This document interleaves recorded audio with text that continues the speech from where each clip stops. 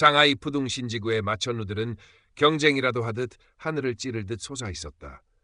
유리와 강철로 만들어진 차가운 도시의 심장부, 그곳에 드래곤테크 본사가 거대한 용처럼 일리를 틀고 있었다. 미국 중서부의 작은 마을 출신인 27살의 프로그래머 레오나르도 화이트, 애칭 리오는 부푼 꿈을 안고 이곳 AI 연구부서의 문을 두드렸다. 햇빛에 금방 붉어지는 창백한 피부와 부드러운 갈색 머리카락, 그리고 어딘가 불안해 보이는 커다란 눈을 가진 그는 이 거대하고 낯선 도시의 풍경 속에서 유독 이질적인 존재처럼 보였다. 입사 초기의 설렘은 오래가지 못했다. 리오의 직속 상관인 왕슈잉 이사는 50대 초반의 여성이었다. 한치의 흐트러짐 없는 고급 정장, 냉철함과 지성을 강조하는 옅은 화장, 그리고 상대를 압도하는 부드러우면서도 힘있는 목소리.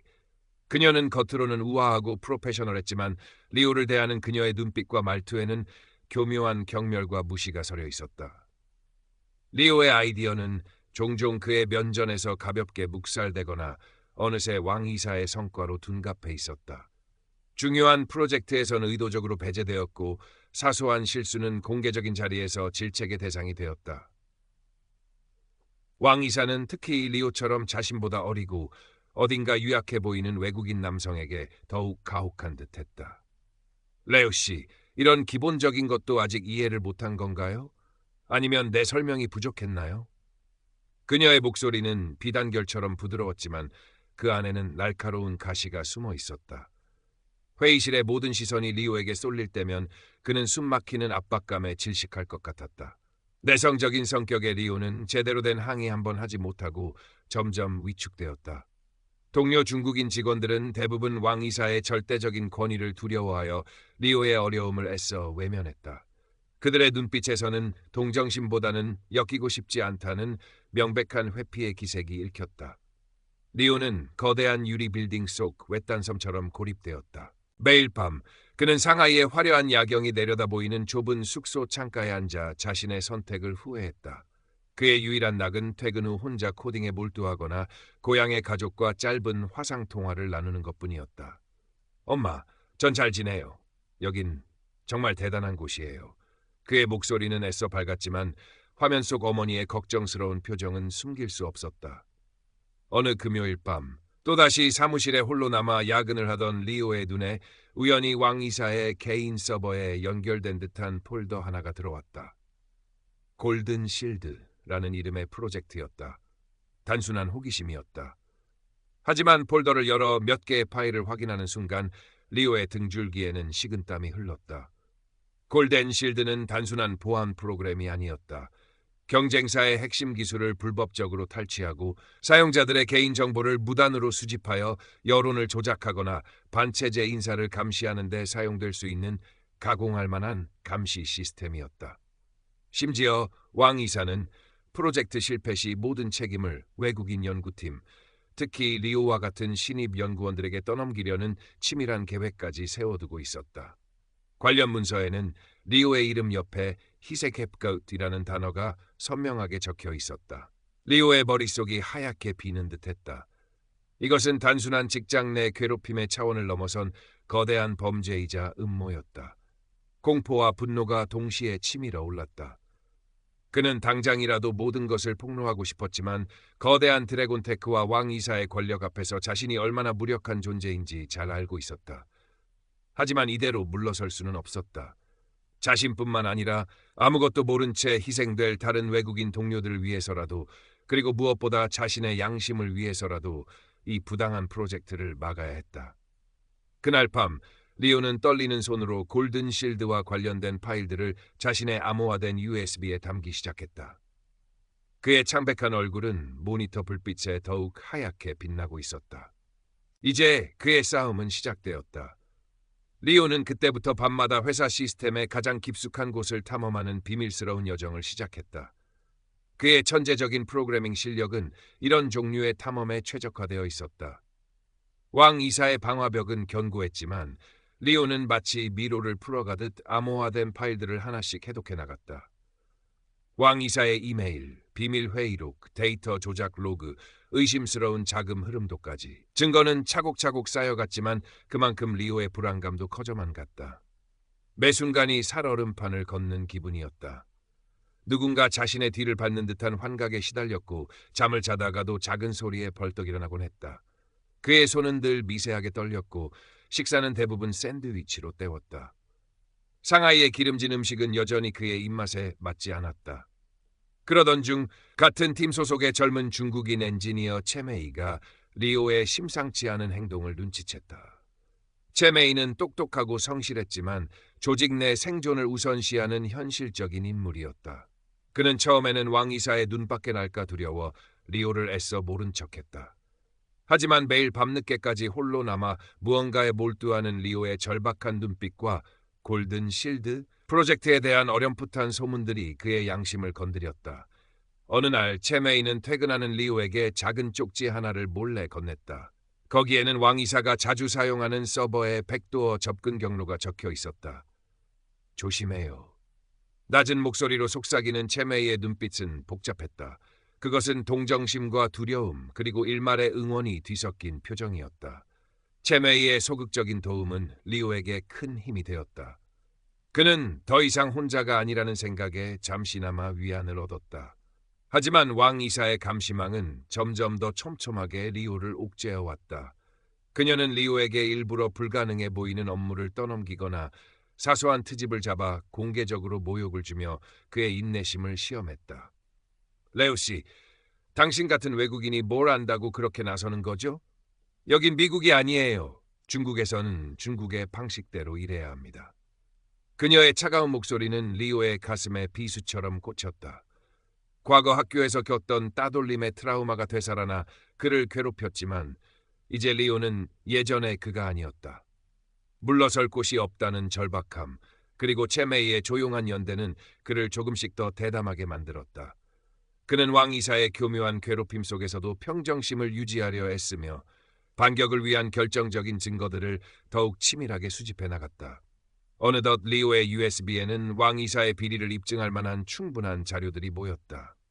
이제 남은 것은 이 증거들을 세상에 알릴 방법을 찾는 것뿐이었다. 하지만 왕이사 역시 리오의 움직임을 완전히 눈치챈 듯했다. 그녀는 리오를 핵심 기술 유출 혐의로 회사에서 내쫓고 중국에서 추방시키려는 함정을 파기 시작했다. 어느 날 아침 리오가 출근하자 그의 책상 위에는 정보보안팀 조사 협조 요청이라는 차가운 통지서 한 장이 놓여 있었다. 왕이사의 싸늘한 미소가 그의 등 뒤에서 느껴지는 듯했다. 그날 오후 리오의 숙소에 대한 압수수색 영장이 발부되었다는 소식이 들려왔다. 그가 목숨처럼 여기던 증거들이 담긴 USB가 발각될 절체절명의 위기였다. 설상가상으로 채뇌이마저 신변의 위협을 느꼈는지 그날 이후로 연락이 두절되었다. 리오는 사면 초가에 놓인 듯한 절망감에 휩싸였다. 그의 창백한 얼굴에는 핏기마저 가신 듯했다. 모든 희망이 사라지는 것 같았다. 드래곤테크 창립 기념일이자 연례 신기술 발표회 및 대규모 투자 설명회가 열리는 날. 상하이 국제 컨벤션 센터는 이른 아침부터 국내외 주요 인사, 투자자, 그리고 수많은 언론 기자들로 북적였다. 왕 슈잉 이사는 오늘 행사의 가장 중요한 발표자였다. 그녀는 골든실드 프로젝트를 드래곤테크의 혁신적인 미래 기술이자 중국의 기술 자립을 상징하는 애국적인 성과로 화려하게 포장하여 발표할 예정이었다. 그녀는 최고급 치파오를 차려입고 자신감 넘치는 미소로 단상에 올랐다. 그녀의 얼굴에는 한치의 불안감도 찾아볼 수 없었다. 오직 승리자의 오만함만이 가득할 뿐이었다. 존경하는 내외 귀빈 여러분, 그리고 신사숙녀 여러분. 오늘 드래곤테크는 중국 IT 역사의 새로운 장을 열 것입니다. 왕 이사의 목소리가 웅장한 음악과 함께 행사장에 울려 퍼졌다. 그녀가 손짓하자 거대한 메인 스크린에는 골든 실드의 로고와 함께 현란한 영상이 펼쳐지기 시작했다. 참석자들은 숨을 죽이고 그녀의 발표에 집중했다. 바로 그때였다. 갑자기 스크린의 영상이 지지직거리며 멈추더니 암흑으로 변했다. 장내가 술렁이기 시작했다. 왕 이사의 얼굴에 처음으로 당혹스러운 표정이 스쳐 지나갔다. 그녀가 기술팀을 향해 눈짓을 보내려는 순간 스크린이 다시 밝아졌다. 하지만 그곳에 나타난 것은 골든실드의 홍보 영상이 아니었다. 왕 이사의 목소리가 담긴 비밀 회의 녹취록 자막과 함께 조작된 데이터, 불법적인 자금 흐름도 외국인 직원들에 대한 차별적인 지시가 담긴 이메일 내용들이 쉴 새 없이 화면을 채우기 시작했다. 골든실드 프로젝트의 추악한 진실이 적나라하게 드러나는 순간이었다. 장내는 순식간에 아수라장이 되었다. 기자들의 카메라 플래시가 쉴 새 없이 터졌고 투자자들은 믿을 수 없다는 표정으로 웅성거렸다. 왕 이사는 새하얗게 질린 얼굴로 스크린을 멍하니 바라보았다. 그녀의 입에서는 아무런 말도 나오지 않았다. 그때 음성 변조된 목소리가 행사장의 스피커를 통해 울려 퍼졌다. 진실은 여기에 있습니다. 더 이상 기술이 소수의 욕망을 위해 그리고 약자를 억압하기 위해 사용되어서는 안 됩니다. 목소리는 미세하게 떨렸지만 그 안에 담긴 분노와 확신은 장내 모든 사람의 가슴을 파고들었다. 그것은 리오의 목소리였다. 그는 며칠 밤을 새워 해킹 프로그램을 만들었고 절체절명의 순간에 연락이 닿은 첸웨이의 마지막 도움, 행사장 내부 시스템 접근 경로 확보로 이 모든 것을 실행에 옮긴 것이었다. 첸웨이는 리오에게 누명을 씌우려는 왕 이사의 계획을 알게 된 후 위험을 무릅쓰고 그를 돕기로 결심했던 것이다. 스크린 한쪽 구석에는 리오가 지난 몇 달간 겪었던 부당한 처우와 왕 이사의 괴롭힘을 암시하는 익명의 증언들도 함께 공개되었다. 왕 이사는 경호원들에게 둘러싸여 황급히 단상에서 끌려 내려왔다. 한때의 위엄과 자신감은 온데간데 없이 사라지고 초라하고 분노에 찬 모습만이 남아있었다. 그녀의 몰락은 너무나 극적이고 신속했다.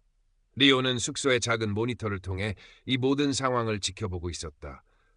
그의 심장은 격렬하게 뛰고 있었지만 이상하게도 마음은 차분했다. 길고 길었던 싸움이 드디어 끝났다는 안도감 때문일까. 창밖으로는 여전히 상하이의 화려한 야경이 펼쳐져 있었지만 오늘따라 그 야경이 왠지 모르게 슬퍼 보였다. 왕 슈잉 이사의 몰락은 드래곤테크의 엄청난 파장을 몰고 왔다. 주가는 폭락했고 회사의 이미지는 하루아침에 나락으로 떨어졌다. 하지만 새로운 경영진은 발빠르게 위기 수습에 나섰다. 그들은 회사 차원의 철저한 내부 감사를 약속했고 사법당국의 조사에도 적극 협조하겠다고 발표했다.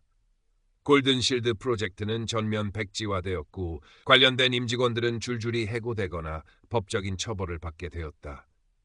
리오의 용기 있는 행동은 중국 국내뿐만 아니라 해외 언론에도 대서특필되었다. 그는 순식간에 내부 고발자 영웅으로 떠올랐지만 쏟아지는 관심은 내성적인 그에게 큰 부담이었다. 그에게 씌워졌던 모든 누명은 깨끗이 벗겨졌고 부당하게 해고될 뻔했던 동료 외국인 직원들도 구제받거나 정당한 보상을 받게 되었다. 체메이는 이번 사건을 계기로 회사 내에서 중요한 역할을 맡게 될 것이라는 소문도 들려왔다. 그는 리오에게 짧은 메시지를 보내왔다. 고마워요, 리오. 당신 덕분에 진짜 중요한 게 뭔지 깨달았어요. 몇 달 후 리오는 드래곤테크에 사표를 냈다. 그는 더 이상 그곳에 머물 이유가 없다고 생각했다. 마지막으로 상하이의 야경을 보기 위해 와이탄 강변을 찾았다.